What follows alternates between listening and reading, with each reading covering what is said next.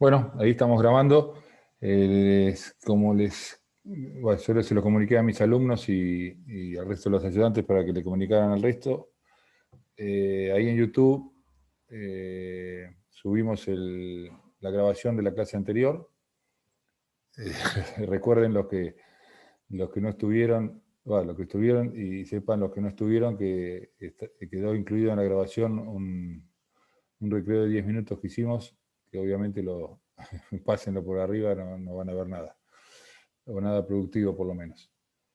Bueno, como les expliqué también en el mail, estamos un poco descompaginados con el cronograma original. Mi ingeniero Faba ha tenido un problema y no ha podido dar clase el lunes y el miércoles, hoy, justamente que iba a dar la bolilla de producción, así que adelantamos estos temas de control de calidad y bueno, y para que nos quede el miércoles que viene, que todavía no sabemos si el ingeniero Faba va a poder dar o tal vez le pasemos una grabación de la clase del cuatrimestre pasado, de la misma característica que esta que estamos dando ahora. Y hoy vamos a ver cómo andamos con los tiempos, incluir en esta clase teórica de control de calidad, vamos a incorporar o explicar el trabajo práctico 15, que tiene mucho que ver con todo esto que estamos viendo ahora, o que vamos a empezar a ver, de estudio de la resistencia del hormigón. Les recuerdo para los que estuvieron y les comento para los que no estuvieron el lunes en la primera parte de la clase teórica, que vimos varios conceptos de control de calidad generales, no solo del hormigón, sino que se aplican a cualquier producto ejecutado por un proceso productivo justamente. Después nos abocamos al control de calidad del hormigón en estado fresco. Bueno, todo lo que indica el CIRSOC, los muestreos que hay que hacer, cada cuánto hay que hacerlo, de qué parámetros, hablamos de parámetros necesarios, por ejemplo la consistencia, y de parámetros posibles en función de las características del hormigón que vamos a utilizar y las necesidades que el hormigón exija controlar, por ejemplo, el porcentaje de aire incorporado, que tiene sentido específicamente cuando se utiliza un aditivo incorporador de aire. Si no se utiliza, no lo vamos a usar. Y finalmente, en los últimos tramos de la clase anterior, comenzamos a evaluar o a charlar acerca del control de calidad de la resistencia como parámetro representativo de la calidad del hormigón. Y llegamos a ver, que no lo voy a repetir hoy, está en el video y está incluso en la guía de trabajos prácticos. La primera parte involucra un poco a todo esto que mencionamos en la clase pasada, respecto a que a pesar de que se traten o intenten realizar todos los controles posibles para que la resistencia de un hormigón entregado en una hora a lo largo de 4 o 5 meses, lo que sea de resistencia idéntica, vamos a encontrar con sorpresa de que de todas las probetas que saquemos, por supuesto habrá alguna igual que otra, pero en general todas las resistencias todas las probetas tienen una resistencia distinta, con gran cantidad en la zona media, en el promedio de todas esas resistencias, pero también tienen resistencias bastante más bajas que esa y bastante más altas. Y entonces acá se nos plantea un problema de cómo caracterizar a esa población de resultados distintos. Es decir, nosotros, el problema que vamos a plantear ahora, y que es lo que viene de aquí en más con este título de resistencia característica, es cómo caracterizamos a un hormigón que tiene, no digo infinitos, pero bueno, una gran cantidad de valores distintos. ¿Qué significa caracterizar? Nosotros tenemos que aprobar ese hormigón. ¿Y cómo lo aprobamos si tenemos infinidad de valores o gran cantidad de valores? Lo primero que uno tiende a pensar, en la ignorancia, si se quiere, es calcular el promedio y manejarnos con el promedio. Pero vamos a ver, por lo que algunas cosas que vamos a comentar ahora, que la media de una distribución de cualquier producto, y en particular de la resistencia del hormigón, no termina siendo un valor que nos ofrezca seguridad respecto a lo que vamos a tener. O sea, por un lado, el calculista necesita hacer sus cálculos con una única resistencia. No puede decir, si me toca esta resistencia, esta probeta, hago tal cosa. Si me toca tal otra, hago tal cosa. ¿Por qué? Porque no es así. No se puede, no puede hacer un cálculo, infinitos cálculos según la probeta que vayamos a ensayar. Él tiene que definir una resistencia para poder hacer sus cálculos, una única resistencia, sabiendo que las probetas, y no solo las probetas, el hormigón que se coloca en la obra, que es lo más cierto, digamos, o más importante, tiene resistencias diferentes. Eso por un lado. Por otro lado, necesitamos tener un único valor o alguna manera de aceptar o no el hormigón que nos están entregando. No, tampoco podemos decir, bueno, de 100 valores distintos, ¿cuál tomo como representativo para aceptar o no un hormigón? El constructor o el productor puede decir, agarrar los valores más grandes. El consumidor puede decir, agarro los más chicos. Bueno, todo esto va a quedar aclarado o supuestamente aclarado, si es que yo me consigo explicarlo correctamente, en lo que viene. Bueno, vayamos al grano. Como decía recién, los valores de ensayo que proporcionan las distintas probetas son más o menos dispersos. Entonces, ¿cuál será el valor de resistencia único que caracterice a esa serie de resultados para tener un valor de cálculo estructural único y poder verificar que el valor utilizado en el mismo, es decir, en el cálculo, se cumpla en la obra? Esa es la problemática que vamos a trabajar ahora. La primera pregunta que nos hacemos, que se las comenté recién, ¿es la media aritmética F'Cm de los valores de rotura? Y acá vamos a tener un ejemplo muy burdo, que siempre lo preparo en el pizarrón de las clases presenciales, que es el siguiente. Supongamos tener, bueno, en realidad no son tres, probeta 1, probeta 1, probeta 1, es probeta 1, probeta 2, probeta 3. Una probeta dio 19 megapascales, otra 20 y otra 21. Por supuesto son tres valores, no sirven para nada tres valores, pero a los efectos de lo que yo quiero intentar explicar, creo que vale. La media es 20 y la dispersión, acá la dispersión no se mide como yo puse acá, es un ejemplo y por favor no me escrachen, no me metan en ningún problema de haber dicho una cosa que no es. Efectivamente la dispersión no se mide como yo la medí acá. La diferencia entre uno y otro es 1, entonces yo puse 1. Pero bueno, a los efectos del ejemplo creo que se va a entender. Esa es la situación 1. Podemos tener esta otra situación. 18, 20 y 22. Con una media de 20 y una supuesta dispersión, si la tomamos como la diferencia entre la media y los valores extremos, de 2. Yo ahora pregunto, ahora si los que quieran opinar, siempre pueden opinar, tengan o no tengan razón, pero en este momento más pueden opinar porque no tienen por qué saberlo. Lo que yo voy a preguntar es algo intuitivo. Como digo, si ustedes tienen que usar este hormigón para hacer su casa, ¿cuál de los dos hormigones usarían si los dos, como voy a remarcar acá, si los dos tienen igual media? A ver qué opinan. ¿Cuál usarían? El 1. El 1. El 1.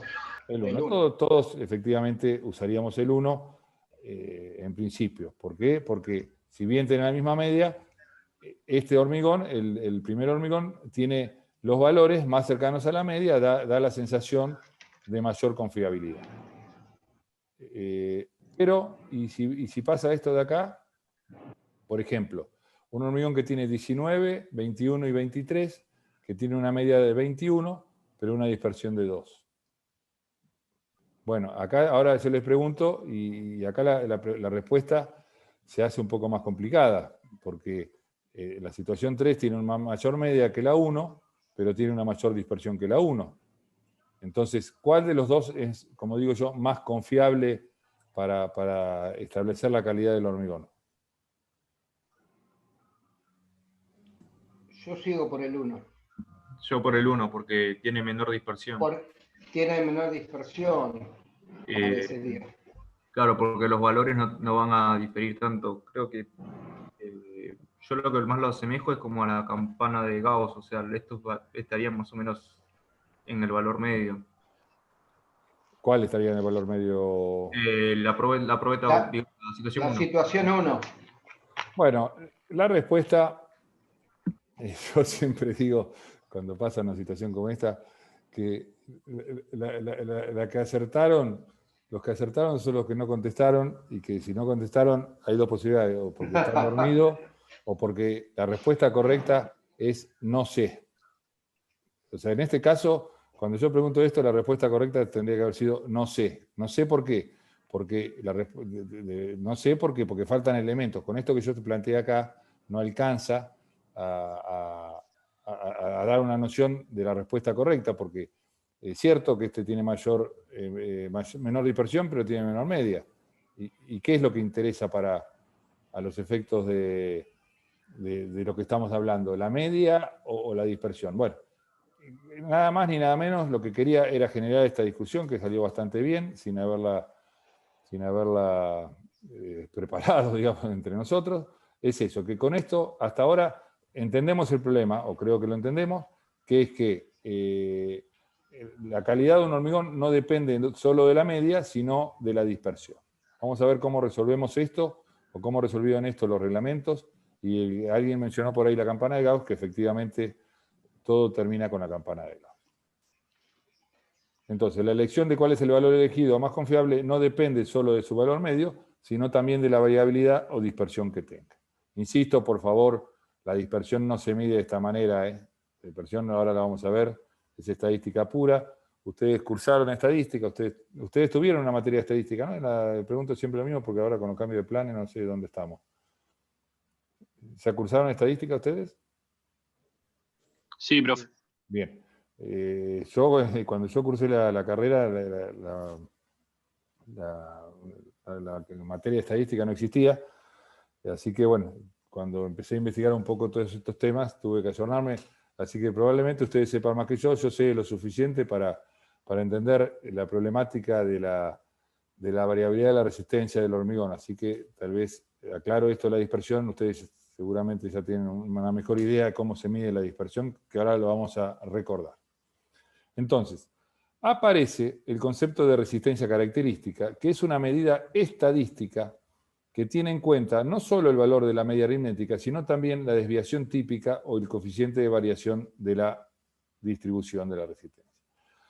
Es decir, acá lo que pasa es lo siguiente. Hubo algunos intentos y algunos reglamentos obsoletos ya indicaban como valor representativo de esa variabilidad el mínimo valor posible que podía ocurrir. La estadística demuestra, no es el caso de la resistencia al hormigón porque la resistencia al hormigón no podría ser negativa, pero la estadística demuestra que cualquier distribución puede tener valores muy, muy pequeños por mejor que sea la media y por mejor que sea la dispersión. Entonces, aparece este concepto de resistencia característica que vamos a empezar a desglosar. El valor característico, en este caso resistencia característica, esto pongo el valor porque esto de llamar resistencia característica pareciera ser que es un término utilizado solo para la resistencia. Muchos variables de otros sistemas de producción mencionan a la palabra del parámetro a medir característico y se refieren a esto que yo te voy a mencionar ahora. El valor característico es aquel que tiene una cierta probabilidad de ser superado por el resultado de un ensayo realizado sobre un individuo de la población tomado al azar.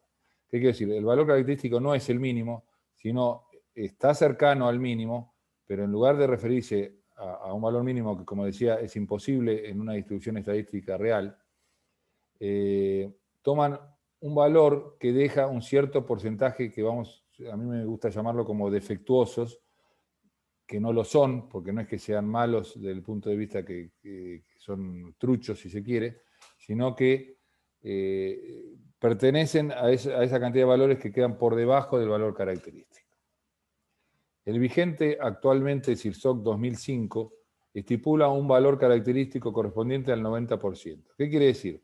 que a partir de ahora nosotros ya sabemos que lo que denominamos resistencia característica es aquella que tiene un 10% de valores menores que ella y un 90% de valores mayores que ella. Yo lo que quiero decir con esto es que cuando hagamos una estructura, la resistencia característica de todo el hormigón que involucra la estructura va a tener, el 90% va a tener valores mayores que la característica y el 10% menores. Antes de seguir, a ver, bueno, antes de seguir, quisiera preguntar si vamos bien, desde el punto de vista que estamos bien conectados en cuanto al sonido y todo, y si hay alguna duda o pregunta que se quiera hacer hasta aquí. Todo bien, profe. Bien, bien. Bueno, seguimos entonces. Bueno, acá hay una pregunta que la respuesta está en la filmina que viene, por eso me apresuré a retirarla. ¿No les hace un poco de cosquillas o de temor saber que qué va a pasar? El calculista entonces va a calcular, esto sigue así, termina así como lo voy a decir ahora. El calculista a partir de ahora, en lugar de manejarse con cualquier cosa, va a decir, yo necesito que el hormigón que se coloque en la estructura que yo estoy calculando tenga una resistencia característica de 30 megapascales. ¿Qué significa esto en palabras terrenales? Que el 90% del hormigón que va a estar en la obra va a tener resistencias mayores a 30 megapascales. Y el 10% va a tener resistencia menor. ¿Esto no le hace un poco de, no sé, esta pregunta, ustedes todavía no han cursado hormigón, ni cálculo de hormigón armado, con lo cual tal vez sea media promisoria hacerla, pero tal vez con lo que les he comentado, ¿no le da un poquito de miedito que sea así? O sea, lo que está reconociendo el calculista es que el 10% del hormigón que se va a colocar en la obra tiene menos resistencia con la que él hizo los cálculos. Y entonces se le puede presentar la duda, ufa, y si el 10% ese justo me cae en una columna que es el eje central de un edificio, por ejemplo, se me va a venir acá abajo el edificio. ¿Entienden la duda? Por supuesto tiene una respuesta, si no, no les haría la pregunta. ¿Se entiende la problemática? No digo que sepan por qué no es así. Mi opinión Sí. es, ¿No sería que igual usás el coeficiente de seguridad y con eso te quedas más tranquilo? hay dos, me parece, ¿no? Primero que el hormigón no lo estás elaborando ahí, ya venís con un grado de control con el hormigón también. No es que vas a tener una probeta de 30 y una probeta de 15 megapascales, ¿o no? ¿Venís? No es así, Gustavo. O sea, como vamos a ver, la planta hormigonera, si yo le compro un H30, que así se hace, el tipo va a tomar recaudos. Que hay otra cuestión que no viene al caso ahora y que después la vamos a ahondar. Pero supuestamente, y supongamos, él, si quiere ser estricto con lo que le piden, va a fabricar un hormigón que, si se llama H30, él va a entregar un hormigón que efectivamente tiene 90% de hormigón mayor que 30 y 10% menor que 30, y menor que 30 puede ser 15.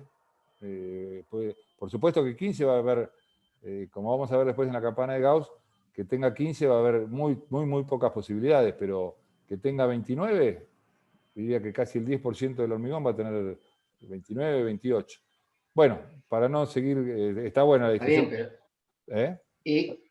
Y después tenés lo que mayorás en el cálculo, ¿no es cierto? Sí, eso es lo que dijo Manuela. Bueno, y después tenés todo lo que mayorás en el cálculo. Vamos a, la filmina que viene aclara o intenta, insisto, intenta porque esto es una cuestión que involucra al cálculo del hormigón, que no es la materia que estamos dando. Esto que se ve acá es como, bueno, me adelanto sin haber hablado mucho, esto es la campana de Gauss de la distribución de resistencias. Esta es la resistencia media, esto representa la posibilidad de encontrar un valor dentro de la distribución, y este punto que yo llamo RK, en general la sigla K se refiere a características, este área que está por acá debajo es la probabilidad de encontrar un valor menor que esto. Y este área justamente es el 10% por esto que estamos hablando del Chirsoc.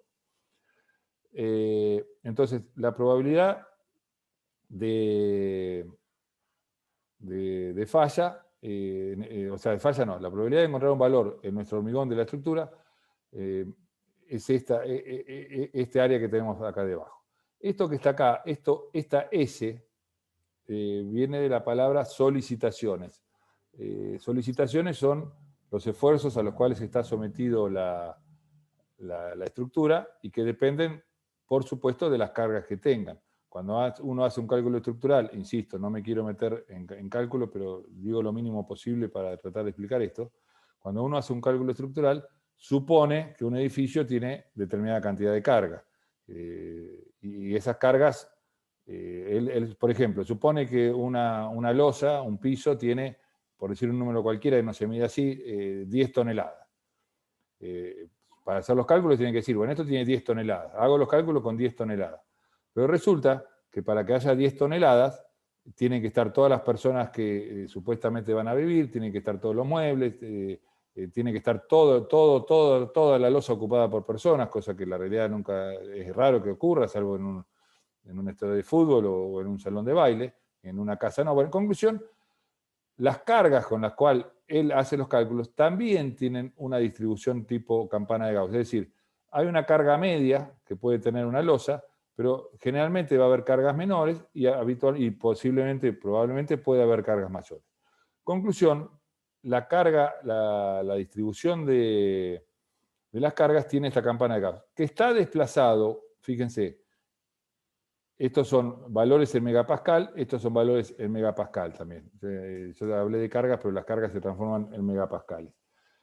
La posibilidad, esto lo que quiere decir que la posibilidad que se junte una carga alta con una resistencia baja es este área mucho menor, que igual sigue siendo tal vez riesgoso, pero que, como dijo Manuela y como confirmó Gustavo o reafirmó Gustavo, efectivamente están separados por un coeficiente de seguridad. De hecho, la distancia entre estas dos curvas son el coeficiente de seguridad o de mayoración que se utiliza en los cálculos. Insisto, reconozco que esto en esta instancia es medio prematuro. Es más, esto yo hasta hace unos años ni lo decía en las clases porque era meterme en complicaciones y cosas que tal vez no entiendan, pero bueno, me gusta porque por lo menos trata de explicar, o sea, lo hace. Si yo no se lo expliqué bien, puede ser, pero explica por qué tomar el 10% de defectuoso no significa que la estructura tenga un 10% de posibilidades de caerse. Justamente no es la idea. Bien. Para poder entender un poquito todo esto que vamos a terminar llegando de la resistencia característica, vamos a repasar algunos conceptos estadísticos. Se llama resistencia media a la suma de todos los valores que uno obtenga durante la realización de la obra, dividido el número de valores. Esto le llamamos resistencia media. Cuando yo recién dije, tal vez deba corregirme, yo dije, estos son los valores obtenidos por cada una de las propuestas. Eso es cierto. Pero cuando se habla de resistencia media, no solo es la que nosotros podemos medir, sino la que nosotros vamos a esperar que tenga el hormigón. Nosotros vamos a tener una expectativa de que nuestro hormigón tenga una resistencia media. ¿A qué le suena esto? Nosotros esto ya lo usamos inconscientemente o sin saberlo hace unos meses tal vez, cuando empezamos a ver la tabla de dosificaciones. Le poníamos otro nombre, aunque decíamos siempre que aunque tenga otro nombre, también es la resistencia media. ¿Se acuerdan? ¿Saben de qué estoy hablando? ¿Cómo lo llamábamos? ¿De diseño?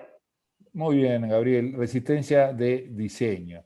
Cuando veíamos que nosotros para poder hacer la dosificación necesitábamos una resistencia de diseño, justamente diseño porque era para diseñar la mezcla, el concepto de resistencia de diseño es la resistencia media que esperamos que tenga nuestro hormigón. Entonces, nosotros hicimos todas las cuentas con la ley de Abraham, entramos a la hipérbola esa, la ley de Abraham, con lo que llamábamos resistencia de diseño, pero en realidad es la resistencia media que vamos a esperar o que deseamos que tenga el hormigón que nosotros vamos a fabricar. Por ahora la llamamos media, pero efectivamente equivale a la resistencia de diseño que se precisa para diseñar el hormigón. Es el que van a usar las plantas hormigoneras. Cuando ellos tengan que hacer un H30, que no es la resistencia media, necesitan saber cuál es la resistencia media. Y también necesitan saber esto. ¿Esto qué es? Es la desviación normal, desviación estándar, que no es más ni menos que la sumatoria de todos los valores individuales que tengamos, por ejemplo, de las probetas, menos la resistencia media elevada al cuadrado dividido n-1, bueno, y de todo esto la raíz cuadrada. Bueno, esto es un parámetro eminentemente estadístico que cualquier calculadora semicientífica lo tiene, que donde nosotros cargamos valores diferentes de una distribución, apretamos la tecla correspondiente y nos salta o nos devuelve la desviación. Esto es una medida de la variabilidad de resultados del hormigón. Y lo que viene ahora, lo que le voy a decir ahora, es muy importante porque es un concepto muy importante sobre todo. ¿De qué dependerá? Pregunto antes de avanzar, a ver si lo pueden madurar. Yo hago estas preguntas, tiro estas preguntitas para que, bueno, cada uno de ustedes intente, aunque no hable, pensar qué hubiese contestado y cuando escuche la respuesta diga acerté o diga no estoy entendiendo nada. Pero bueno, pregunto, ¿de qué depende la resistencia media? Básicamente del hormigón. Básicamente, no empecemos con 5 variables que puede ser, pero en general, ¿de qué depende la resistencia media? De la composición del hormigón.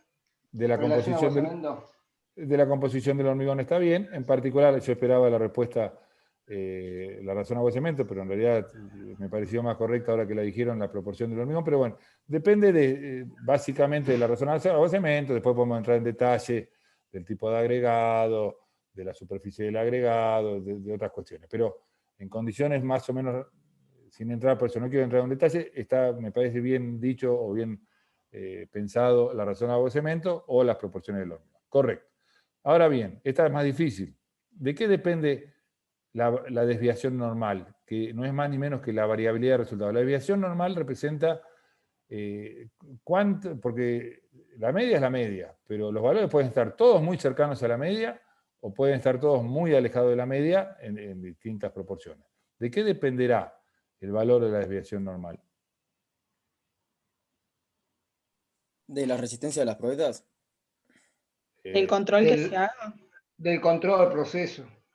Claro, o sea, de la resistencia, por supuesto, estadísticamente depende de la resistencia de las probetas, pero bueno, no me refería a eso, me refería a lo segundo que han contestado, que es al proceso de elaboración del hormigón. Si la planta trabaja de una manera, ¿se acuerdan? Esto ya lo han visto, lo hemos visto sin mucho detalle porque no podíamos dar mucho detalle en su momento porque la mayoría de las cosas las estamos explicando ahora, el huevo y la gallina, como decía yo.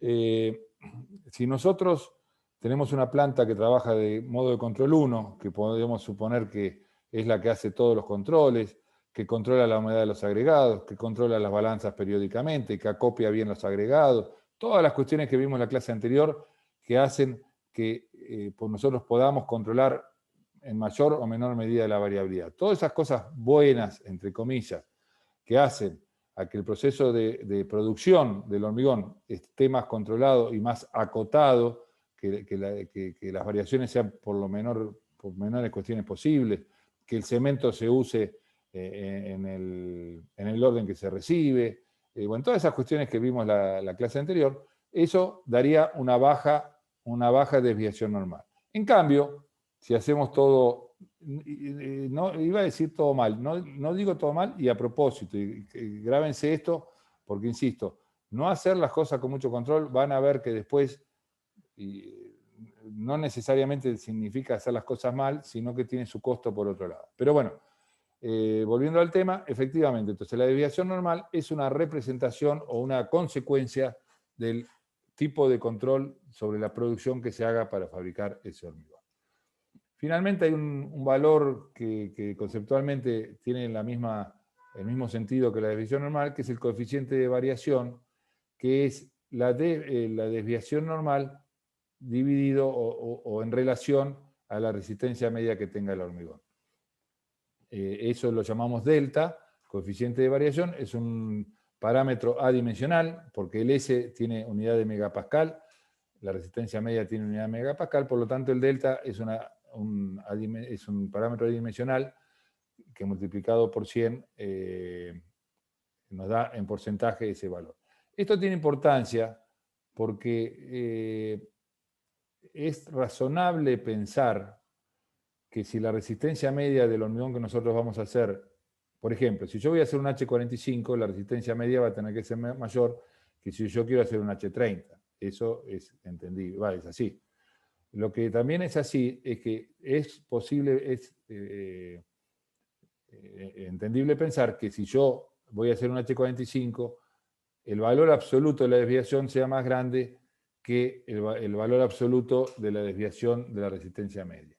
Lo que se supone que es invariable es para una determinada planta que trabaja de una determinada forma, lo que es invariable es el coeficiente de variación. Por ejemplo, el 10%. ¿Qué quiere decir? Que la planta trabaja con un 10% de dispersión. Si la resistencia media es 38, el S de esperado es 3,8. Si la resistencia media es 42, el S esperado es 4,2. Lo que se hace más constante para una determinada planta es el delta. El S va variando de acuerdo a la resistencia media del hormigón a preparar. Vamos a ver ahora, para seguir entendiendo y terminar finalmente en algún momento con el concepto y cómo se calcula la resistencia característica, algunos parámetros relacionados con la distribución de frecuencias, el concepto de histograma, intervalo de clase, polígono de frecuencia y curva de distribución de frecuencia. Esto que se ve acá es un histograma. El histograma es la parte de estos palotes violetas que yo marqué acá. ¿Y esto qué significa? Acá yo tengo acá abajo indicado distintas resistencias posibles. Y establecí lo que se llama un intervalo de clase de 2 megapascales. Es decir, acá arranco con 20, este punto tiene 22. Entonces, si yo tengo, por ejemplo, 38 probetas que saqué de una obra, me fijo, ¿cuántas probetas tuvieron resistencia entre 20 y 22? Una sola. Y entonces marco un palote acá con el valor 1. Acá tengo valores que tienen ese valor, esa resistencia. ¿Cuántas probetas tuvieron entre 22 y 24? Una. Sí, igual. ¿Cuántas probetas tuvieron entre 24 y 26? 2. Y bueno, y si hago todo eso para toda mi distribución, voy a encontrar este esquema medio salteadito que tiene una cierta lógica, tiene la característica que en general, la mayor cantidad de valores están cercanos a la media. Cercanos a la media también hay otros palotes que si bien no son tan altos como los palotes, este tiene por ejemplo 5 y 5, bueno, y así siguiendo, y a medida que nos vamos alejando de la media, la cantidad de palotes va disminuyendo en su altura. Si nosotros esto mismo lo hiciéramos con un intervalo de clase infinitamente chico, textualmente infinitamente chico, quiere decir muy chico, yo para poder hacer esto de los palotes y que tenga sentido, ¿qué tendría que tener? A ver si alguno se... Porque si yo tengo 20 valores y tomo intervalo de clase de 0,01 megapascal, me va a entrar un palito, bueno, no me sirve. ¿Qué tendría que tener yo para que esto se transforme en lo que yo quiero decir, que es esta curva que está acá? Infinitos valores. Si yo tuviese infinitos valores y utilizara intervalos de clase infinitamente chicos, este esquema de palotes, histograma se llama, se transformaría en una curva que tiene esta forma. Esta es una curva de distribución de frecuencia que tiene, así como yo la dibujé acá, es simétrica respecto a la media, tiene ciertas características que vamos a ir viendo. ustedes mencionaron, y acá lo dice, campana de Gauss. Les aclaro que la campana de Gauss es una curva de distribución que inventó ni más ni menos que Gauss, creo que antes de Cristo, estudiando la teoría de errores, sí, no sé si, creo que, bueno, no me voy a meter en cosas que no sé, pero lo que quiero decir, lo que estoy seguro, que cuando Gauss hizo esta campana, el hormigón no existía. No lo hizo para el hormigón, pero los investigadores del hormigón se aprovecharon de esa campana y que alguien se había tomado el trabajo de hacer unas tablas de uso para esa campana. En aquella época, cuando se creó el hormigón, tampoco existían computadoras, con lo cual todo era hecho a mano, era muy azaroso, muy dificultoso. Entonces, los investigadores se tomaron de la campana de Gauss por el uso de unas tablas que él había fabricado para su interés propio. Esa campana de Gauss tiene esta fórmula matemática odiosa. F de x, que yo me gusta llamarle más i, es igual a 1 sobre s por la raíz de 2pi por e a la menos x por la media de la distribución por la desviación típica de la distribución al cuadrado dividido 2. O sea que cada valor de x depende de dos cosas, porque cada valor de y, perdón, depende, para poder trazar la curva, depende de la media que se tenga de la distribución y del S que esa distribución tenga. El S es la desviación típica calculada con la fórmula de la filmina anterior. F'Cm y S son los parámetros de la distribución. F'Cm define la ubicación de la curva, de acuerdo al valor de la resistencia media, en este caso. La curva se va a mover más para un lado o para otro. Y el S indica la forma o acampanamiento de la curva. Entonces, como decía recién, la resistencia media depende de la razón agua-cemento, básicamente, sin entrar en detalles, y el S depende de la desviación normal, función del tipo de control de elaboración. Vamos a ver algunas propiedades de la curva de Gauss. Insisto que nosotros nos aprovechamos de la curva de Gauss para sacarle algunas cuestiones matemáticas.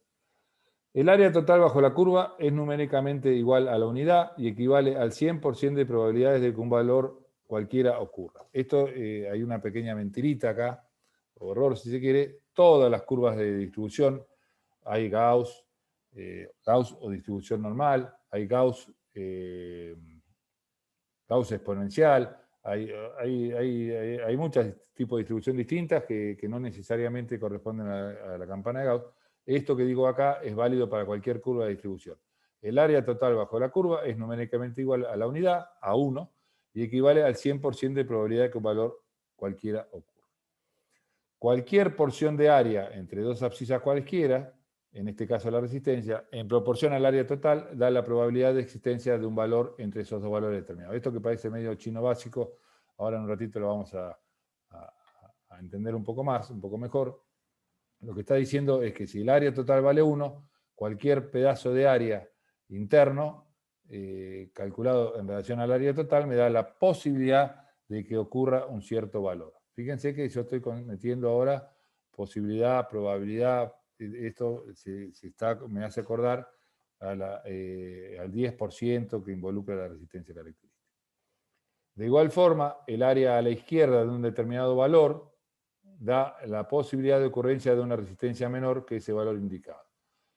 Entonces, la resistencia característica, en este caso la característica, acá ya la estoy mencionando porque es a lo que yo voy a querer llegar, es igual a la media menos un valor de z, que z es un valor que es variable, pero que es un número que va asociado a la posibilidad que esté en juego. Yo digo un determinado valor, si yo ese determinado valor digo el 15% de posibilidad, este z se transforma en un número determinado. Si digo el 10%, este z se transforma en otro número determinado. ¿Saben quién fue el que inventó esto quién se tomó el trabajo de darle números a este z en función de la probabilidad de ocurrencia de una determinada área?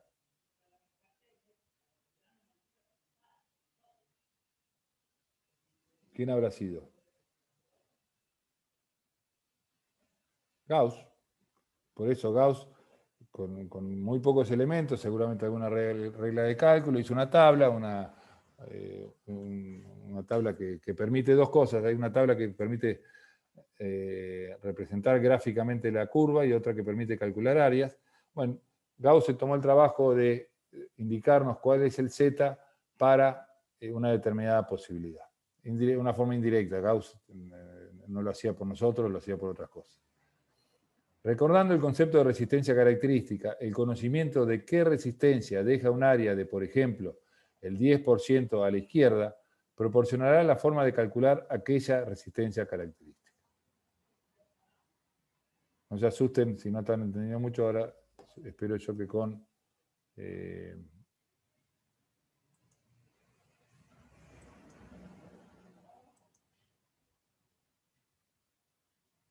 Bueno.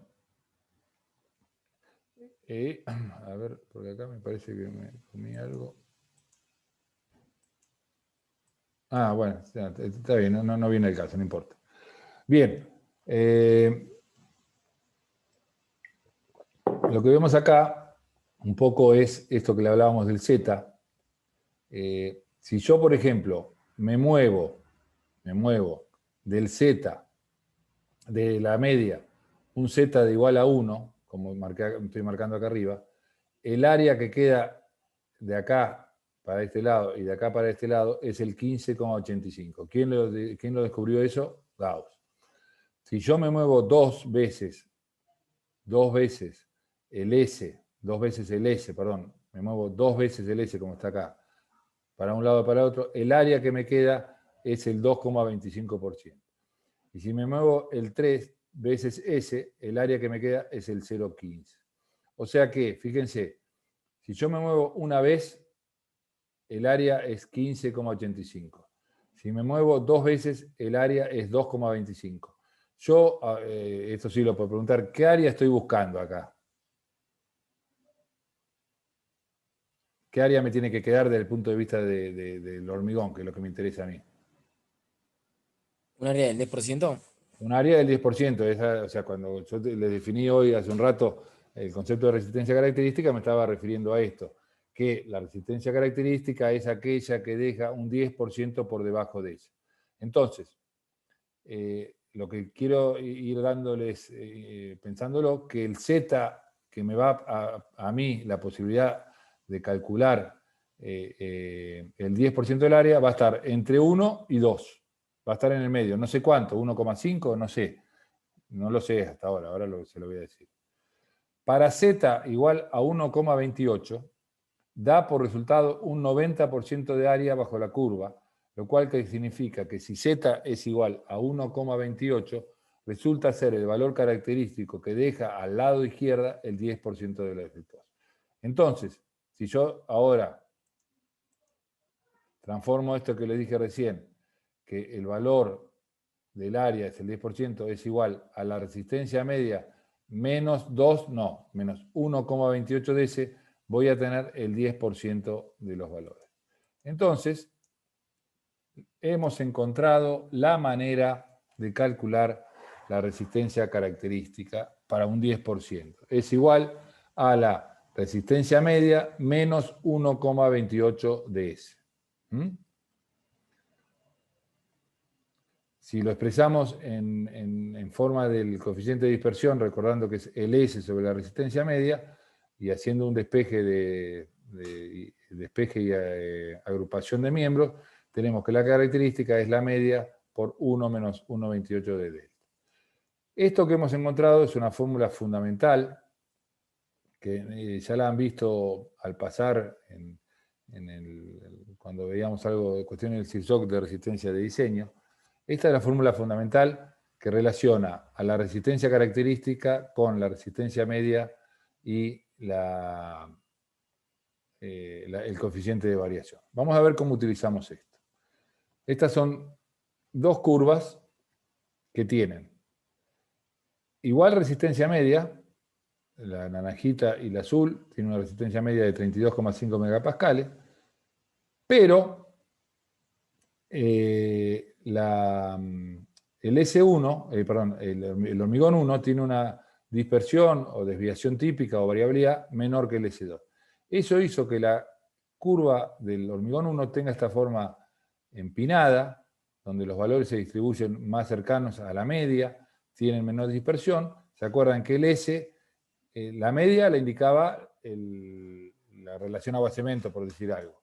Y la forma, que es lo que estoy hablando ahora, la forma la impone el tipo de control. Entonces, si la planta trabaja de un control menos preciso, va a tener una campana más achatada, como decimos nosotros, va a tener esta forma, y si calculamos las resistencias características de la manera que les indiqué recién, con esta fórmula, si acá ponemos la resistencia media del hormigón 1, el S del hormigón 1 y la media del hormigón 2 que coincide con el S2, vamos a tener esta situación.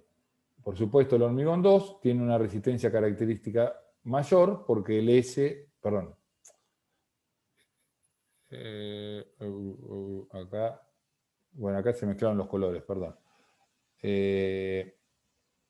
Este amarillito es el que corresponde al hormigón 1, que tiene este 10% de área, este es el 10% del área, y el hormigón 2 arranca acá con la resistencia característica y tiene todo este porcentaje de área. ¿Estamos hasta acá? Digamos, estos hormigones fueron ejecutados con la misma razón agua-cemento, pongámosle, pero por dos plantas. Una planta que trabaja de un modo, digamos, ya que lo hemos escuchado así, modo de control 1 y modo de control 2. ¿Cuál de estos dos hormigones es más confiable, si se quiere? El azul. El azul, porque tiene una resistencia característica mayor. Pero veamos otra situación más interesante. Esta es más interesante. Acá tenemos una situación mezclada. Tenemos un hormigón que trabaja con el modo de control 1 y que mantiene esta campana de Gauss puntiaguda y que tiene una resistencia característica de 26,8. Una resistencia media de 31,28. Si yo a este 31,28 le resto 1,28 del S1, obtengo este valor. Esta planta tiene una resistencia mayor. ¿Por qué? Porque ¿cómo consiguió esa resistencia mayor que la anterior? ¿Cómo consiguió esta planta tener una resistencia? Bajando la relación agua-cemento. Bajando la relación agua-cemento. O sea, lo pudo hacer, pero bajando la relación agua-cemento. Poniendo más cemento. Por ejemplo. Poniendo más cemento, diríamos. Correcto. Entonces mejor la otra, que es más barato. Pará un poquito que no pregunte nada todavía. Y vamos a ver quién tiene. Digo yo. Vamos a ver quién tiene razón. Acá la razón la van a tener los que no contestan.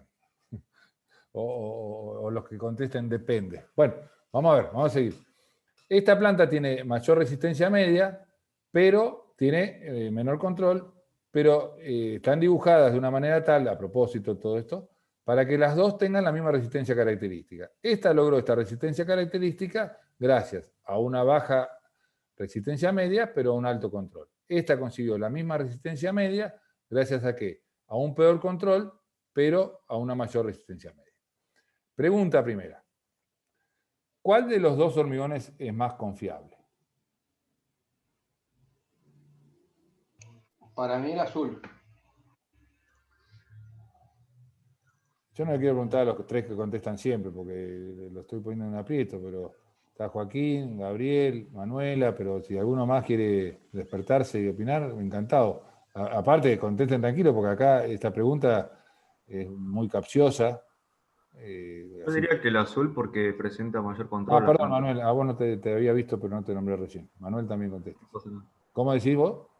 Yo diría que el azul porque tiene mayor control. O sea, Son igual. el margen de error es mucho menor que el del naranja. Ahí se despertó Victoria y contestó bien. son igual de confiables porque tienen la misma resistencia característica. Efectivamente, la confiabilidad de un hormigón, en base a todo esto que venimos hablando, termina siendo consecuencia de la resistencia característica. Son igualmente confiables porque los dos dejan el 10% por debajo de esta resistencia, que es la que va a utilizar el calculista. Cuando yo hablo de confiabilidad, estoy pensando en el calculista, en la confianza del calculista, de que la estructura, el calculista no va a vivir en el edificio que se va a caer, pero que el edificio no se le caiga. Entonces, son igualmente confiables, y es importante el concepto de esto, es que la confiabilidad viene dada por el valor de la resistencia característica, ni por la media ni por la desviación. Viene dado por las dos cuestiones. Esto es un poco, hago mención, no quiero volver atrás porque si no vamos a terminar a las 6 de la tarde, a ese ejemplo medio burdo que le planteé al principio de esas tres probetitas. ¿Se acuerdan de la primera probetita que tenía la media baja, la dispersión baja? La segunda tenía la media más alta, pero la media igual, pero la dispersión. Y la tercera estaba en el medio. Bueno, esto es un poco, termina con aquello que en aquel momento yo decía, contestan bien lo que no contestan porque la respuesta no se sabe. No se sabe hasta que apareció esta fórmula de Gauss que permite calcular la resistencia característica y decir que a partir de ahora todos los hormigones son igualmente confiables en función de la resistencia característica. La pregunta que viene ahora, ahí donde participó de entrada Gustavo, es más, no sé si más amplia, la respuesta más amplia. ¿Cuál de los dos es más caro? Gustavo hoy tiró una pauta que es cierta. ¿Vos habías dicho, Gustavo? Naranja, porque tiene más cemento. El naranja porque tiene más cemento, digamos. Pero igual también llevar un control mayor no te sale más caro. Y tiene influencia, sí. ¿Quién habló? Yo, Manuela. Bien, efectivamente la respuesta, las dos son válidas y las dos se entremezclan. El hormigón, el modo de control 2, logra esto agregándole o proponiendo una razón de cemento menor o, como dijo Gustavo, una cantidad de cemento mayor. El cemento es el material más caro del hormigón, este hormigón es más caro, sin lugar a dudas, en sí mismo. Pero tener una planta de control 1 tiene su costo. ¿Por qué? Porque, bueno, hay que contratar a un técnico en calidad, hay que comprar, qué sé yo, estoy diciendo pavadas para que se entienda. No hay que usar cementos de distinta marca, lo cual puede traer un costo mayor. Tengo que medir la humedad de los agregados todos los días, tengo que poner una persona, cosas medias burdas, pero para que se entienda. Tengo que contratar a un ingeniero, seguramente. Este hombre de acá, capaz que se arreglaba con su experiencia de toda la vida haciendo hormigones, y bueno, y dice, ¿qué me importa? Yo no controlo tanto, le pongo un poco más de cemento. Bueno, conclusión, las dos cosas son ciertas. Y acá viene un poco, aprovecho, algo que yo se lo vengo diciendo, me vengo cuidando permanentemente, de no hablar, cuando una planta no tiene mucho control, de no hablar que está haciendo las cosas del todo mal. La planta tiene su control no bueno, efectivamente no es bueno, pero lo cual no quiere decir que el hormigón no sea bueno, porque él puede conseguir un hormigón bueno desde el punto de vista. A partir de ahora el hormigón es bueno cuando tiene la resistencia característica que busca. No si tiene una resistencia media alta o si tiene un control alto. Toda esta discusión se termina cuando chequeemos resistencia característica contra resistencia característica. Entonces, bueno, esa es un poco la idea, y la respuesta, si queremos ahondar, es que si yo voy a tener una planta hormigonera que voy a fabricar, qué sé yo, 10.000 metros cúbicos por mes, que es una producción muy alta, bueno, todo el cemento que me ahorro en esos 10.000 metros cúbicos, los pongo en el ingeniero que tengo que contratar, en una persona que me mida la humedad, y vale la pena. En cambio, si yo tengo que fabricar 100 metros cúbicos por mes, y tener una persona ahí mirando el diario a ver si vendemos algún camión de hormigón, bueno, mejor que se vaya a su casa y yo le pongo más cemento al hormigón y trabajo con menos control y con mayor resistencia media. ¿Se entiende la idea? Sí, profe. Sí, se entiende. Insisto con una cosa, porque esto que a más de uno de los que está escuchando va a decir este tipo que está diciendo. Siempre lo aclaro, acá, acá está peor porque estoy grabando la clase. Desde el punto de vista académico, y como se dice, políticamente correcto, diplomáticamente correcto, yo tengo que decir que siempre hay que hacer el hormigón con el mejor control posible, pero bueno, lo que estoy comentándole es una situación terrenal, si se quiere, que no tiene nada de malo, me parece. Bueno, una última cuestión. Fíjense este cartelito que está acá abajo. Notar que F'Ck no coincide con el cruce de las curvas. El concepto de resistencia característica involucra áreas y no abscisas. Bueno, esto no se lo voy a poder explicar del todo bien porque necesito una tiza y un lápiz y no quiero una tiza y un lápiz. Una tiza y un pizarrón, podría hacerlo con papel y lápiz, pero bueno, la idea es la siguiente. Esta pregunta, a veces la hacemos en el parcial, esta pregunta no, dibuje dos curvas con igual resistencia característica y distinta desviación. La respuesta es esta pregunta de acá. Pero cuando ustedes, por supuesto, esto está hecho por una computadora, ustedes lo van a hacer a mano, y todos, o la mayoría, cuando hace esto, se preocupa en que el punto de la resistencia característica sea este cruce de acá. ¿Por qué? Porque será justo acá donde se cruza, yo tengo que poner la resistencia característica. Pero no es así. La resistencia característica no es un concepto de donde se cruzan las curvas, es un concepto de donde se igualan las áreas. Fíjense, el área azul arranca acá arriba, es más empinado, y esto es el 10% del área total. El área amarilla arranca un poco más abajo, pero después se prolonga por encima acá y también tiene el área del 10%. O sea, por supuesto, en un dibujo de parcial no pretendemos que estas áreas, yo ni acá ni explicándolo me puedo dar cuenta de si esta área es igual que esta, seguro que lo es porque sale por la computadora. Pero lo que sí es importante que cuando uno les pregunta sobre esto, ustedes tomen la precaución de no buscar marcar la resistencia característica donde se cruzan las dos curvas porque parecería dar a entender que no entienden el concepto. Bueno, me había olvidado que tenía todo esto explicado acá. Bueno, esto es lo mismo que dije recién, la incidencia económica y conceptual. Ambos hormigones son igualmente confiables, tienen la misma resistencia característica. El hormigón 1, al ser menor resistencia media, tendrá mayor razón agua cemento, menos cemento y será más económico desde el punto de vista del costo del material. El hormigón 2 tiene menores controles, mayor S, pero obliga a realizar hormigones con mayor cemento y por lo tanto más caro. Ahí yo lo que no dije, para que no quede escrito, es que el control tiene su precio también, ¿no? Bien. Bueno, vamos a ver ahora cómo arranca la problemática. ¿Cómo hacemos para calcular la resistencia media? Arrancamos del 0. Yo tengo como dato la resistencia característica que impuso el calculista.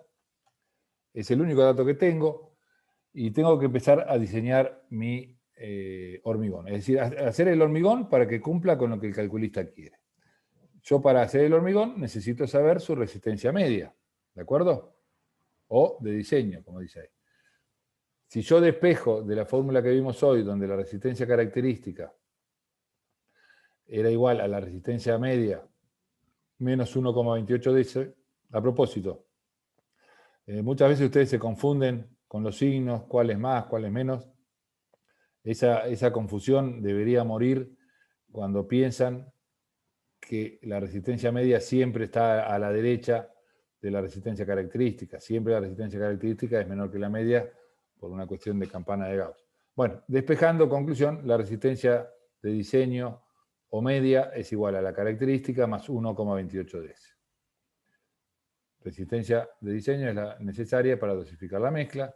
La C es la característica dato de la obra del calculista.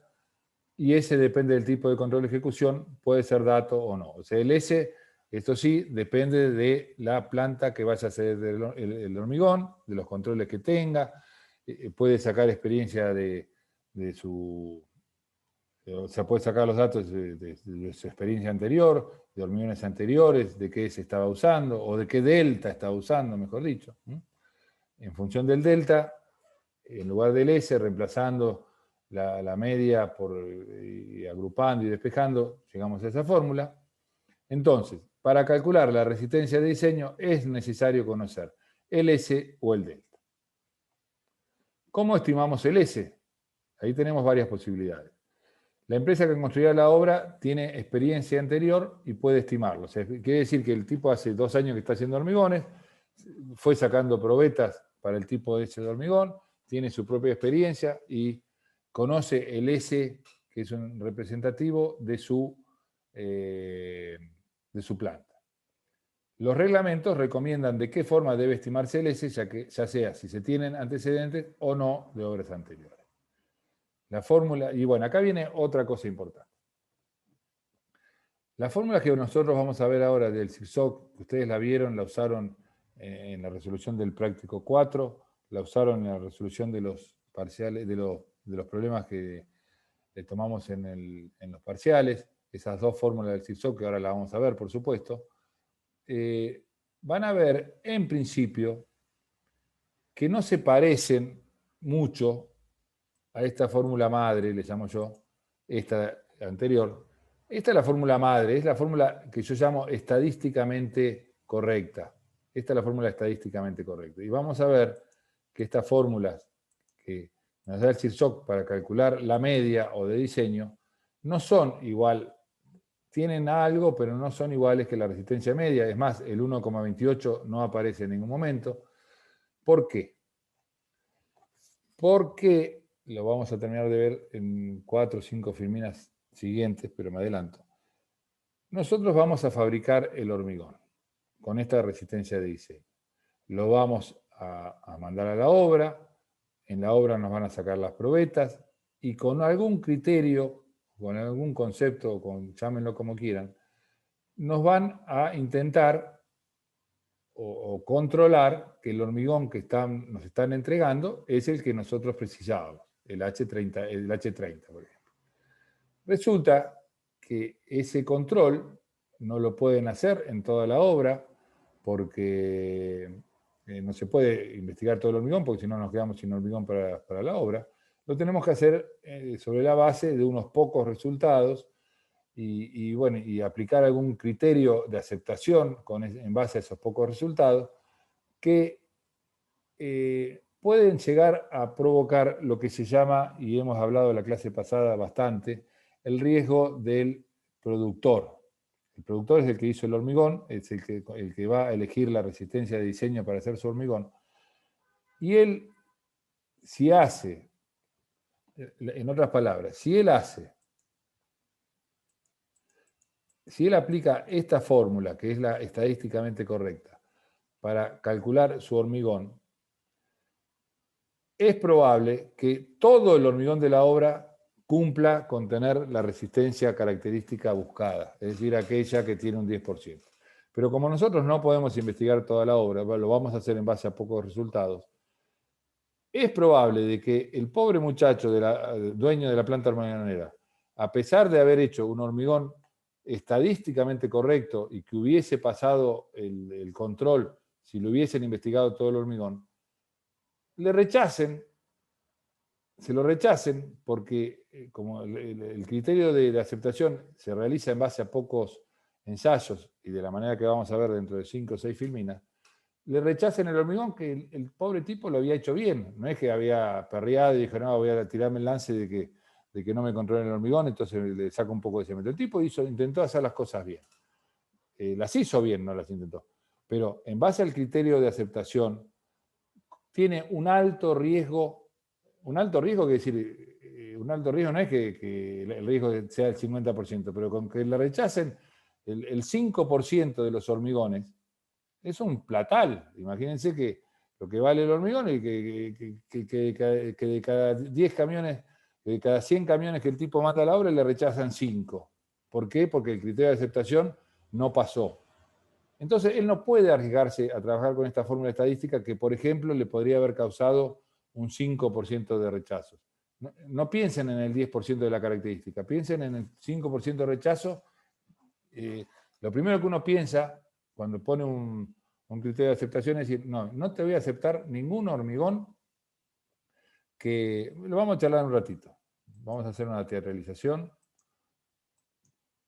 Bueno, entonces, las fórmulas tendientes al cálculo de la resistencia de diseño, que es la que estamos viendo, en función de la característica especificada, deben ser la inversa de las que permitirán comparar la resistencia característica obtenida con la especificada en función de la media obtenida. Es decir, comparar, ¿qué es? Comparar con la cual nos van a evaluar si el hormigón nuestro lo aceptan o no. Entonces, esas fórmulas tienen que ser la inversa, y esa inversabilidad la vamos a ver ahora cómo sale. Dice, para que la empresa tenga cierto margen de seguridad, más allá del 10% que establece el reglamento, y que puede ocasionar rechazos antieconómicos, las inversiones comentadas, inversiones, porque parecería ser que es despejar de una fórmula, no es despejar de una fórmula porque acá hay cuestiones estadísticas que vamos a ver un ratito. Las inversiones comentadas se hacen en porcentajes defectuosos aún menores. Lo que yo le decía, yo no puedo hacerla con el 10%, si no, me adelanto, la vamos a hacer o la van a hacer el CIRSOC con el 1% defectuoso. Esta resistencia de diseño está calculada para que la posibilidad de rechazo sea del 1% y no ni del 5 ni del 10%, el 1%. Habíamos hablado ya allá lejos y hace tiempo de que el CIRSOC, para no entrar en grandes cuestiones, establece dos posibles modos de control. Llamemos un modo de control 1, donde el hormigón se produce con una planta productora de calidad, con todos los controles necesarios, porque si no tiene los controles necesarios, nadie le da el certificado de que trabaja con un sistema de calidad. La planta elaboradora, bueno, puede estar instalada o no dentro de la obra, y el director de obra tiene acceso a la planta para ver cómo se hacen las cosas. El modo 2 sencillamente es una planta que no cumple con el modo 1, ni más ni menos, no le busquen más vuelta, no habla de que si se controla la humedad o no se controla. Si no cumple el modo 1, es modo 2. Bueno, ahí está un poco los condicionamientos para el modo 1. Bueno, esto después véanlo ustedes, no vale la pena. De esto me quiero quedar solamente con que el modo 1 es una planta que trabaja con un modo de control certificado y que por supuesto cumple con estas características, y el modo 2 no. Insisto, esto después, si les interesa, mirenlo en detalle, pero me parece que es preferible ahondar en otras cuestiones. Bien, en base a todo lo dicho, título, catástrofe, cálculo de la resistencia de diseño CIRSOC 2005, que es el que está en vigencia en la actualidad, a pesar de 2005, tardó años en ser, como se dice con la vacuna, fase 1, fase 2, probado, discutido, etcétera, etcétera, y creo que a partir del 2011, 2012 se puso en vigencia. Esto es capítulo 5. Para el modo de control 1 establece dos fórmulas de diseño que hay que utilizar, y de las dos utilizar la que dé mayor resistencia de diseño. Fíjense, esta se parece un poquito, se parece un poquito a esa estadística madre.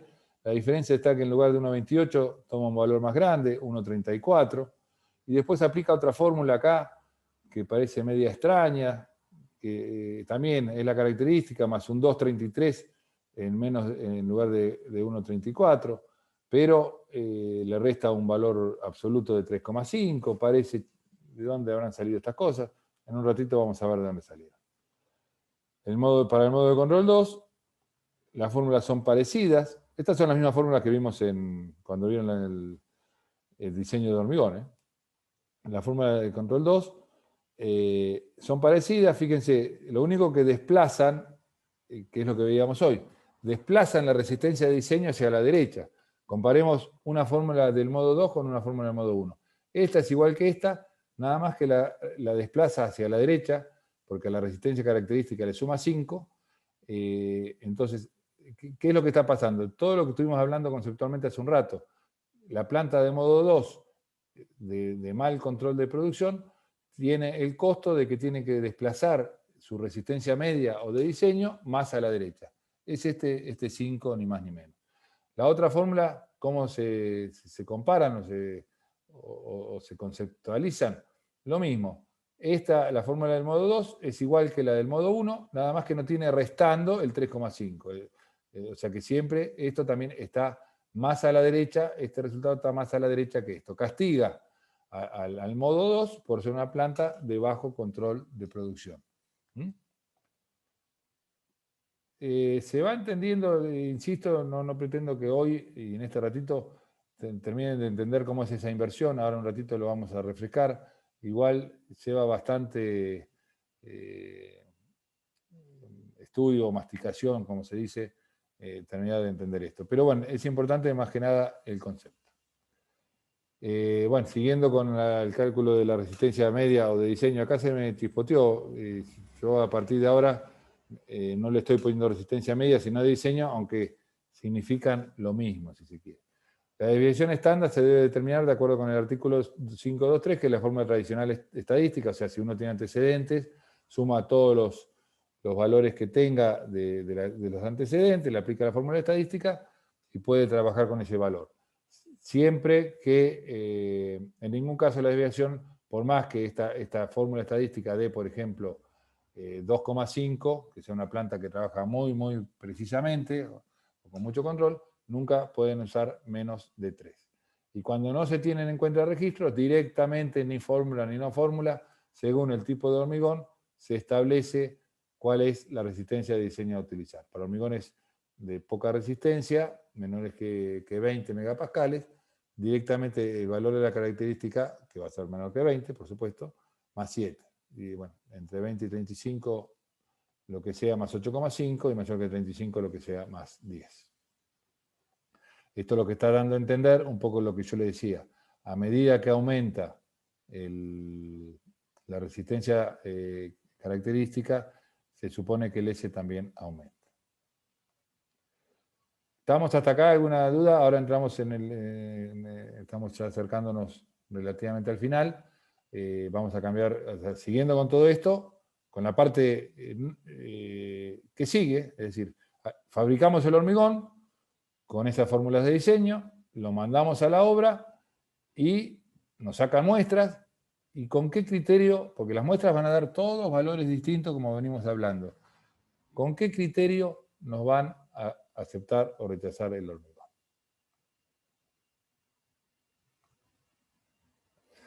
Bien, ¿cuál es la problemática? A ver si primero entendamos la problemática. Lo que nosotros, el criterio de máxima, el criterio de aceptación ideal, que no existe, tendría que ser de la manera siguiente. La pregunta que nos hacemos, ¿es la característica real mayor que la especificada? ¿La especificada cuál es? La que nos dio el calculista, un H30. Por ejemplo, 30 es la característica que nos da el calculista. La pregunta que nos estamos haciendo nosotros, ¿es la resistencia del hormigón que estamos colocando en nuestra obra mayor que la especificada? Eso es lo que debería ser. Si lo es, está todo bien. Si no lo es, está todo mal. ¿Se puede contestar esta pregunta?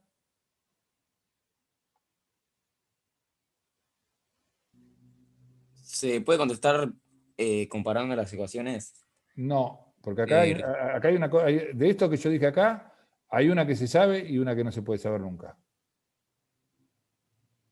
¿Cuál es la que no se puede? La real. La real no la puedo saber nunca, porque para saber la real tengo que ensayar todo el hormigón. Y si ensayo todo el hormigón no puedo hacer la obra. Así que esta es el kit de este título. Criterios para aceptar o rechazar porque no podemos conocer la resistencia real. ¿Cómo hacemos?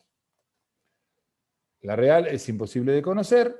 Lo único, la especificada, bueno, es la especificada por el calculista. Perdón. Me vieron cuando le vienen un tic. Están diciendo una cosa. Yo vengo hablando desde hace un rato,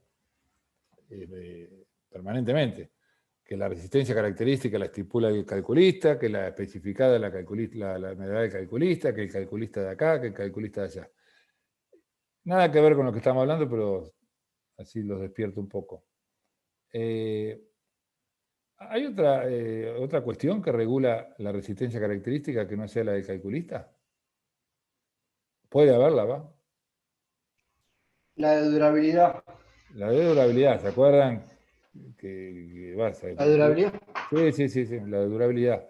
¿Se acuerdan que, bueno, cuando hacíamos la dosificación, siempre buscábamos por durabilidad cuál era el hormigón que exigía el CIRSOC? Cuando el hormigón exige un tipo de hormigón que dice, por durabilidad, que dice tipo de hormigón H30, se sobreentiende, si faltaba decirlo, que eso 30 también es resistencia característica. O sea que puede ser la resistencia característica requerida, sea por cálculo o por durabilidad. Bueno, esto fue un desliz, un punto aparte, o entre paréntesis. Bueno, entonces, lo único que podemos hacer nosotros es estimar la resistencia característica a partir del resultado de muy pocos valores.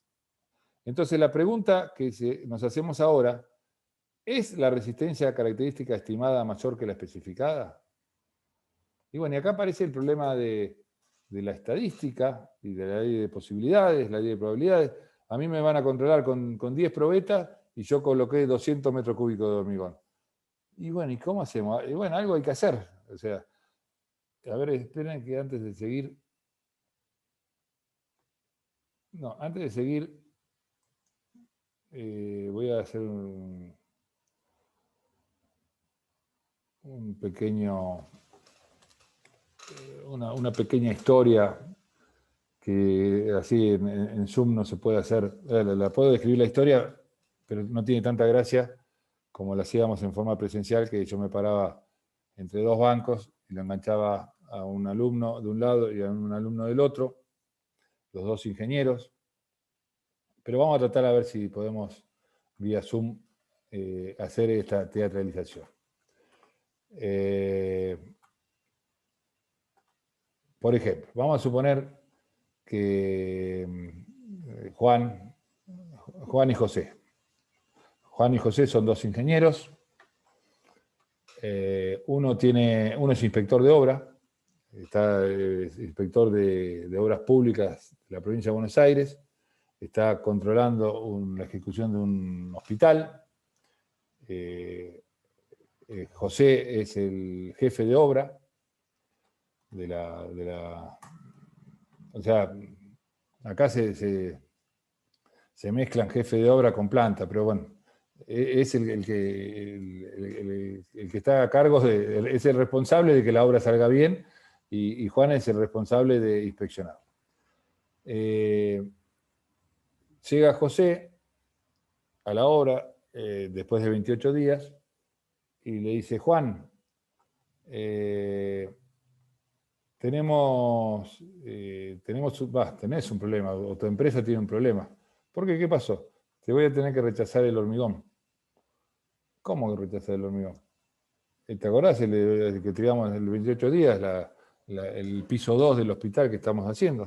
Sí, ¿qué pasó? No, me llegaron los resultados y ahí la primera probeta, sumamos que sea una sola para que tenga sentido el cuento.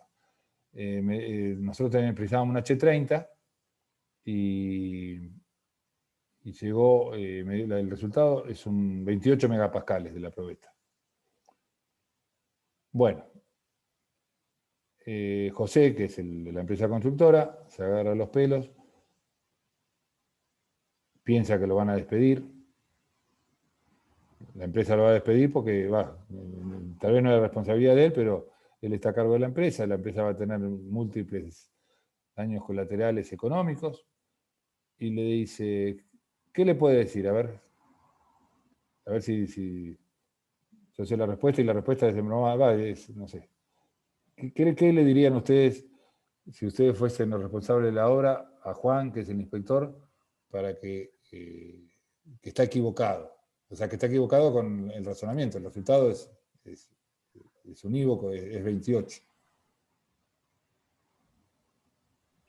Por los resultados que pueden dar negativo, ¿no? Primero, que ensayó una sola probeta. Sí, todo es cierto, pero yo le apunto un poco a la primera, o sea, está todo está bien, no quiero desmerecerla, está todo bien lo que dicen, pero yo para hacerlo un poco más gracioso, porque me imagino que algunos están durmiendo ya, le digo: che, Juan, perdóname, No, Juan, sí, Juan es el inspector. Juan, perdóname, no quiero desvalorizarte, pero ¿dónde estudiaste vos, Juan? ¿Qué me decís? No, 30 es la resistencia característica. Y bueno, que la característica es aquella que tolera un 10% defectuoso. Y tuvimos la mala suerte que esta probeta que sacamos, la primera que sacamos, dio 28. Y bueno, está dentro del 10. Jorge se da vuelta, se va caminando. Me sonó. Bien. Al día siguiente llega la segunda probeta.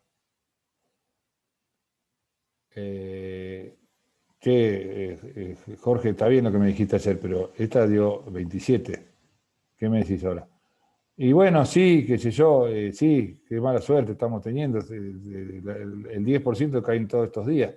Bueno, conclusión, y para lo que quería llegar, es que lo primero que uno tiende a hacer o a pensar equivocadamente, efectivamente, es que voy a rechazar aquellas probetas que tengan menor valor que la característica. Cosa que es efectivamente equivocada, aunque van a ver ahora en un ratito que el CIRSOC termina en algún caso pidiendo eso mismo, ¿no? Entonces, esa es la problemática. ¿Qué criterio establecemos? Bueno, como los valores son muy pocos que uno tiene, se han encontrado algunos trucos estadísticos para tratar de, con esa cantidad poca de valores, tratar de ser lo más justo posible. Ese es el otro tema que hay que tener en cuenta.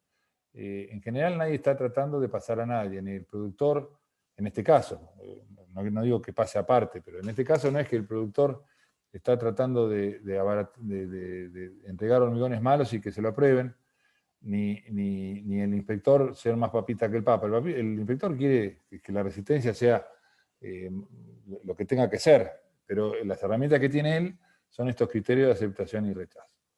Bueno, para el modo de control 1, dice, bueno, acá sí hay una fórmula, la fórmula estadística pura, pero que no viene al caso, es para la planta global, no es para nuestra obra en particular. Dice que se considera que el hormigón evaluado posee la resistencia especificada cuando la media móvil, y este es un concepto nuevo que ahora les voy a explicar qué es, esto se lee así, la media móvil de 3 valores consecutivos es mayor que la resistencia característica especificada, por un lado. Y después, ningún valor individual puede ser menor, o todos los valores individuales tienen que ser mayores, léanlo como quieran, que la resistencia característica especificada menos 3,5. Fíjense que el CIRSOC para el modo 1, para el modo 2 no, pero para el modo 1 habla justamente de lo que venimos hablando recién.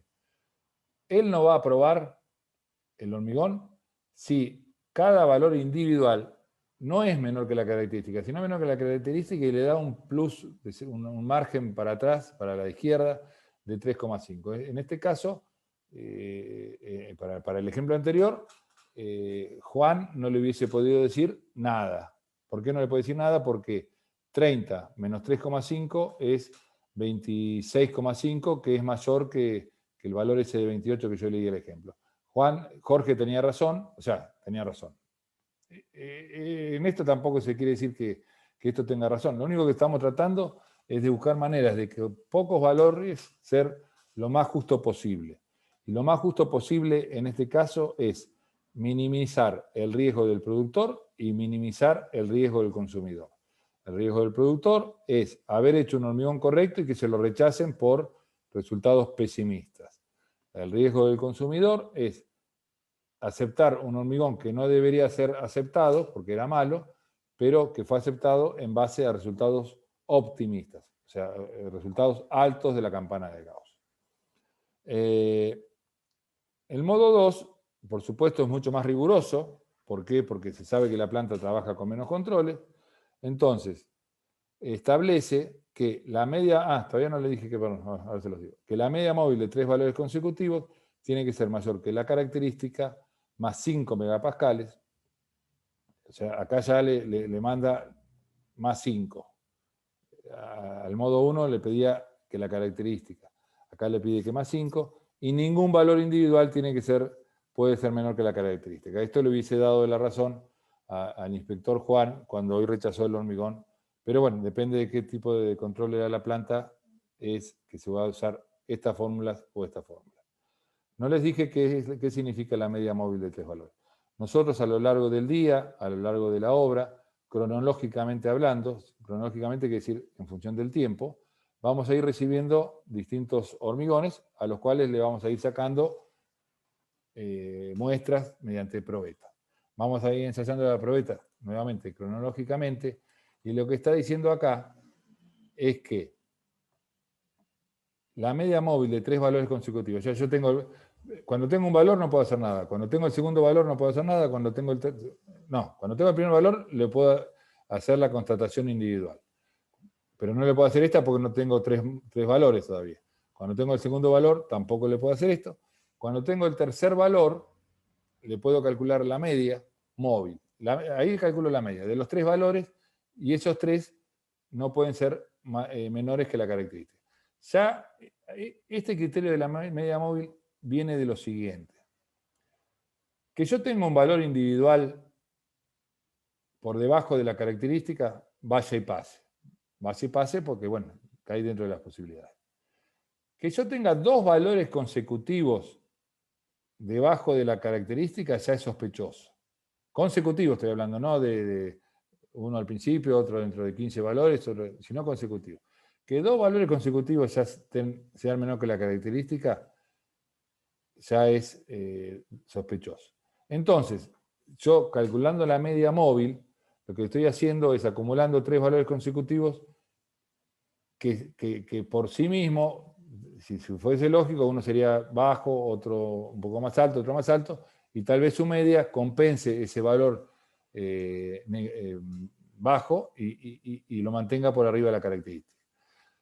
¿Qué pasa? Cuando viene el cuarto valor, ¿qué hago? Tomo el segundo, tercero y cuarto. Cuando viene el quinto, tomo tercero, cuarto y quinto. De esa manera yo voy agrupando valores consecutivos, sabiendo que la estadística dice que la posibilidad de conseguir valores parecidos consecutivamente es más improbable que sean subiendo y bajando. Entonces, de esta manera yo estoy con pocos valores haciendo un doble control que me permitiría a mí tratar de ser lo más justo posible. Estas son las famosas fórmulas de aceptación y rechazo que ahora vamos a desarrollar un poquito más.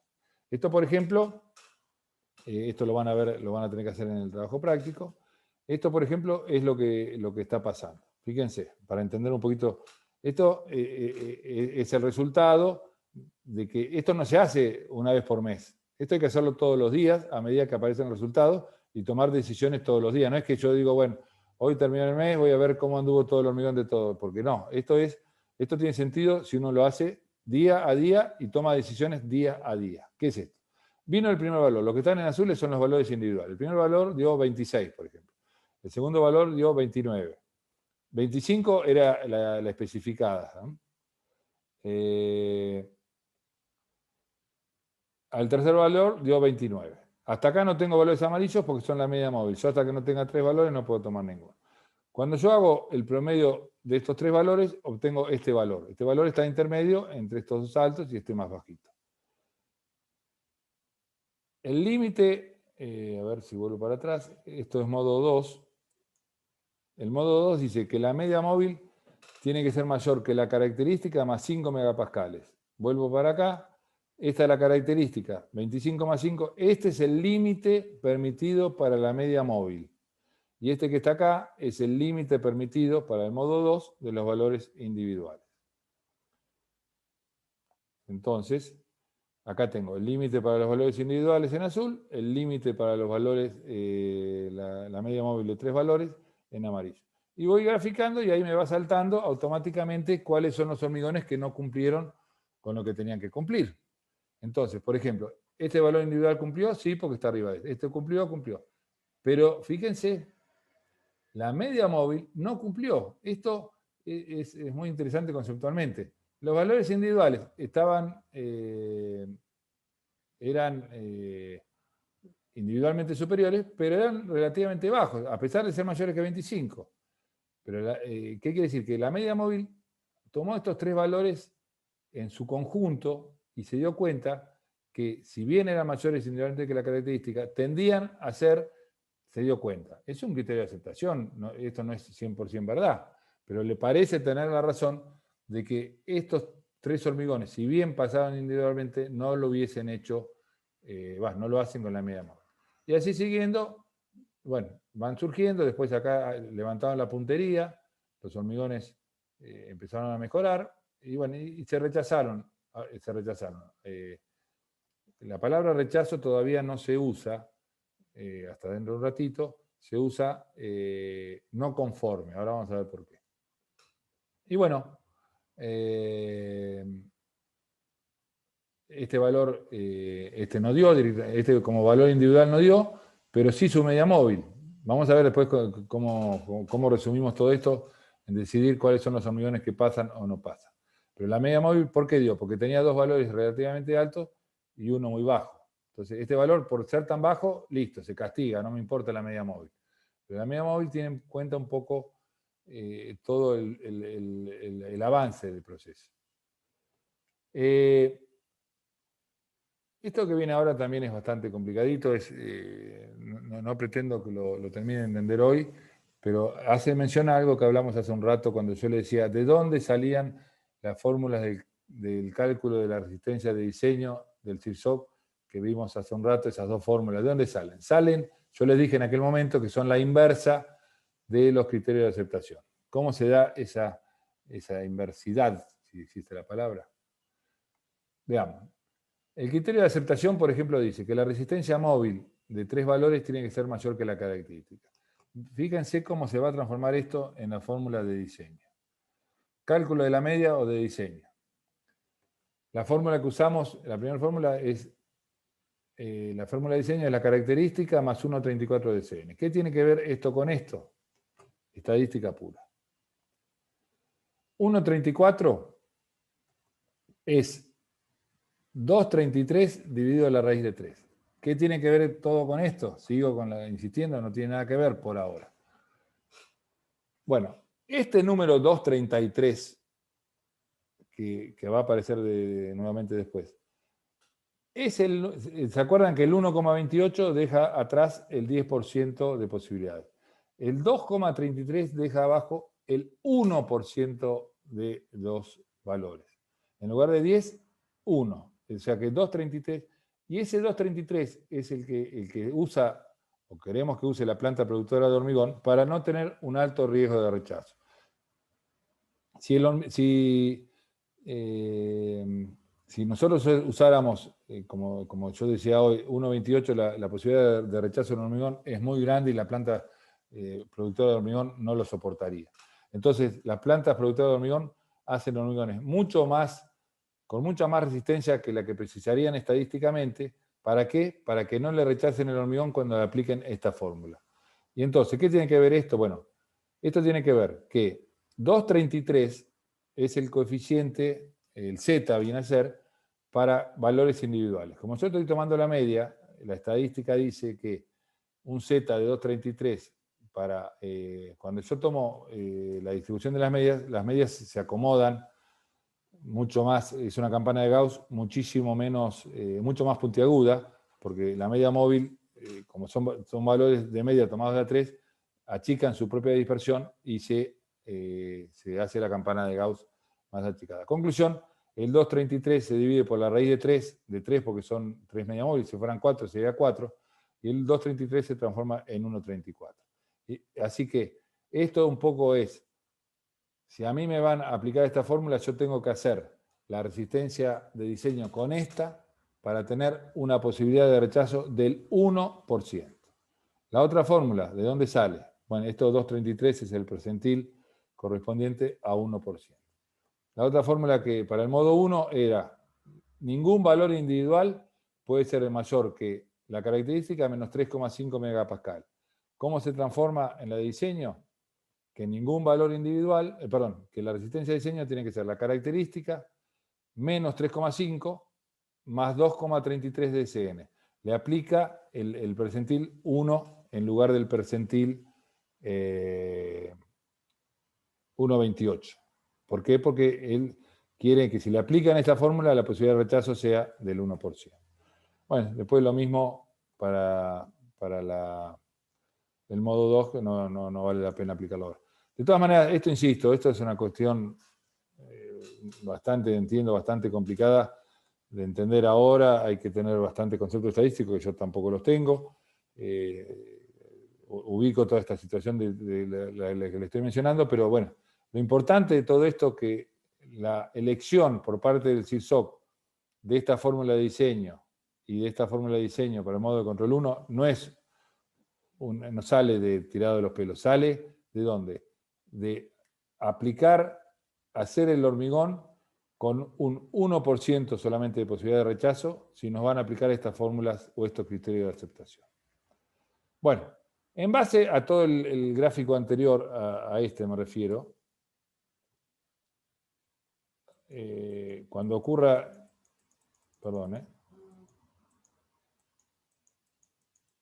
cuando ocurra esto, si puedo llegar, cuando ocurra esto, ¿cómo interpreto estos valores? ¿Qué tengo que rechazar o decretar no conforme?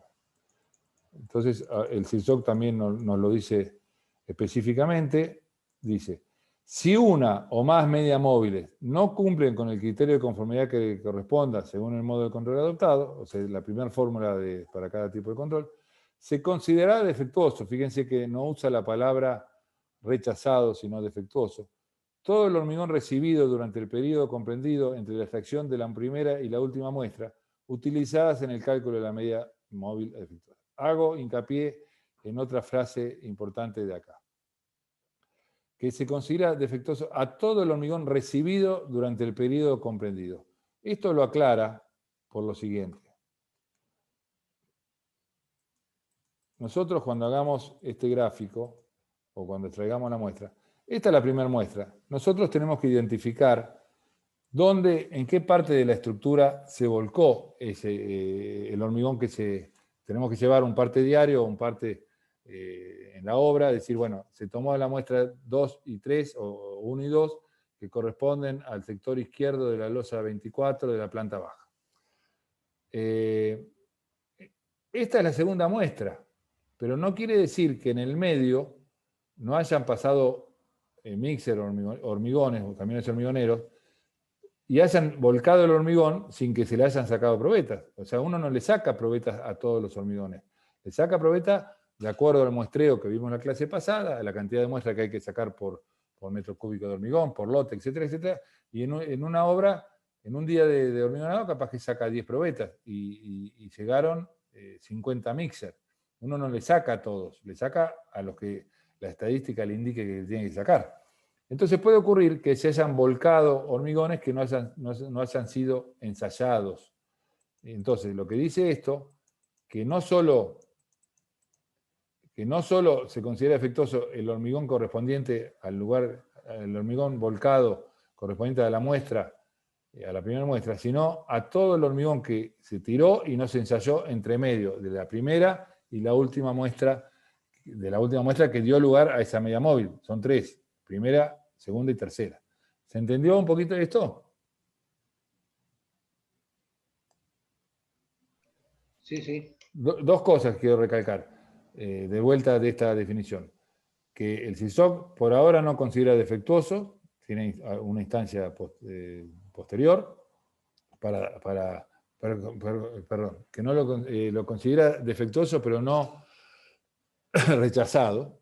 Hay que esperar alguna cosa más, que ahora se lo voy a decir. Y lo otro importante es que no solo considera defectuoso al hormigón que dio lugar a la toma de muestras, sino a todo el hormigón que se volcó entre medio de las muestras y que no se le sacó muestra. Que es lógico, o sea, si yo tengo 2 muestras que no me dieron bien, el hormigón del medio supongo que tampoco me dio bien, entonces tengo que extender en el estudio posterior a todo el hormigón. Y la otra posibilidad que tengo es que un valor individual no cumpla. A veces la media cumple, pero un valor individual no. Entonces, se considera defectuosa todo el hormigón recibido durante el periodo comprendido entre la extracción de la muestra anterior y la posterior. O sea, acá es un valor individual, yo desconfío de todo el hormigón que se volcó entre la anterior y entre la posterior, porque entre la anterior y la posterior no saqué muestra. Entonces desconfío de todo eso y tengo que poner en estudio todo el hormigón comprendido entre uno y otro. A ver, aguántenme un segundito, por favor. No, sigo, perdón. En caso de existir algún volumen no conforme al CIRSOC, indica las verificaciones. Bueno, ¿qué se hace? Hay que acotar toda la estructura, donde se tiró el hormigón ese considerado no defectuoso, habrá que traerle testigos, hacer ensayos no destructivos, todo lo que sea necesario para evaluar al hormigón real. ¿Por qué? Porque se sospecha que puede ocurrir que como siempre les digo, que las probetas hayan dado mal, porque hayan sido sobre todo mal curadas o mal hechas, sobre todo mal curadas, que es lo más común, y que el hormigón de la estructura sea correcto. Entonces, el CIRSOC, antes de determinar el rechazo, tiene la posibilidad o la exigencia de la potestad, si se quiere, es beneficioso para nosotros, de sacar testigos y evaluar los testigos. ¿Qué hacer en caso de no conformidad? Bueno, todo esto que dice acá, se sacan testigos y acá el CIRSOC, esta parte la vamos a dejar acá sobre lo escrito nomás, de cómo operar con los resultados de los testigos. Acá hay un gráfico que no se entiende nada, es muy chiquito, lo había hecho yo de hace años, cuando todavía había transparencias. Bueno, lo importante es que acá es un diagrama de flujo, donde se ven las distintas situaciones que pasa cuando un hormigón si el hormigón es bueno, listo, se acepta. Si el hormigón es malo, bueno, lo primero que tengo que hacer, ¿son confiables los testigos? O sea, no, entonces, bueno, rechazo el coso, bueno, etcétera, etcétera. Después hay posibilidades intermedias, que ya no sé si el CIRSOC las menciona, si no son cuestiones de lógica.